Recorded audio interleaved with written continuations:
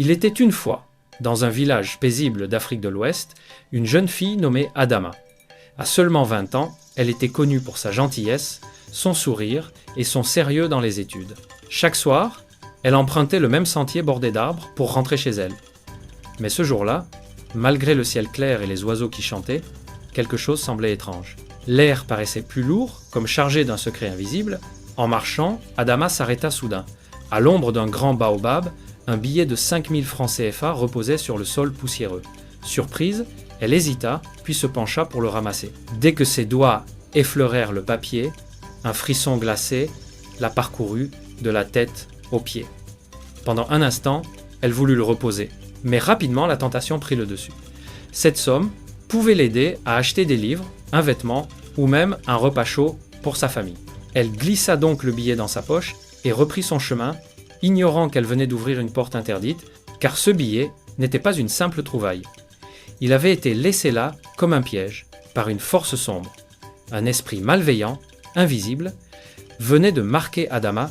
Le soir même, chez elle, elle sentit à nouveau ce froid étrange. Elle secoua la tête, pensant que ce n'était qu'une impression. Mais au fond d'elle, elle savait que quelque chose n'allait pas. Le lendemain, Adama se rendit au marché, pleine d'enthousiasme. Elle alla voir un vendeur de vêtements et s'offrit enfin le pantalon qu'elle convoitait depuis longtemps.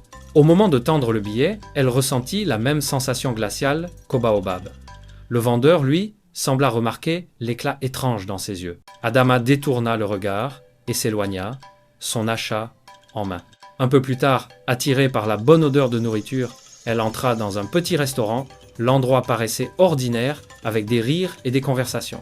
Assise près d'une fenêtre, elle commanda du riz avec de la viande et des légumes. Mais en sortant le billet restant de sa poche, elle sentit une présence invisible l'observer. Le froid revint, plus intense, comme si une ombre s'était assise à côté d'elle. Elle rangea rapidement l'argent et, pour se rassurer, se concentra sur son repas. Cependant, chaque bouchée semblait étrangement amère. Elle mangea, mais au lieu de se sentir rassasiée, elle avait l'impression d'être vidée de son énergie. Dehors, le soleil brillait encore, mais pour elle, tout semblait assombri. Quand elle rentra chez elle, le silence du village paraissait plus pesant que d'habitude. Les jours suivants, son comportement changea. Adama, habituellement joyeuse et bavarde, devint silencieuse. Elle se réveillait chaque nuit en sursaut, hantée par des cauchemars où des voix étranges l'appelaient par son nom. Le matin, son visage fatigué inquiétait ses proches. Plus elle pensait à ce billet, plus elle se sentait faible. Un soir, elle retourna au même restaurant. Cette fois, l'ambiance était différente. La serveuse la regardait fixement, son sourire figé, presque inquiétant. Le plat posé devant elle semblait identique, mais la viande avait un goût rance et les légumes paraissaient fades. Chaque bouchée renforçait son malaise. Incapable de supporter le regard de la serveuse, Adama se leva brusquement et sortit. La nuit était tombée. En marchant seule, elle sentit une présence derrière elle. Ses pas résonnaient dans la rue déserte, et à chaque fois qu'elle se retournait, il n'y avait rien.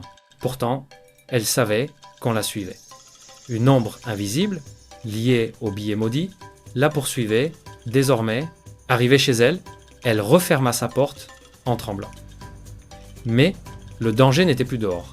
Il était entré avec elle. Dans sa chambre, l'air devint lourd. Ses mains tremblaient, son souffle se faisait court. Les murs semblaient se rapprocher. Des murmures emplissaient la pièce. Puis, une silhouette sombre apparut, faite d'ombres mouvantes. Adama cria, mais sa voix se perdit dans le vide. Elle s'effondra au sol, engloutie par l'obscurité. Le lendemain, ses voisins la trouvèrent changée. Ses yeux, autrefois vifs, étaient vides. Elle errait sans parler, comme une âme en peine. Les jours passèrent et son état s'aggrava. Jusqu'à ce qu'un matin, elle disparaisse mystérieusement. Devant sa maison, on retrouva le billet de 5000 francs, intact, posé au sol. Depuis ce jour, personne n'ose plus ramasser de l'argent trouvé sur le chemin. Dans ce village, on raconte encore l'histoire d'Adama.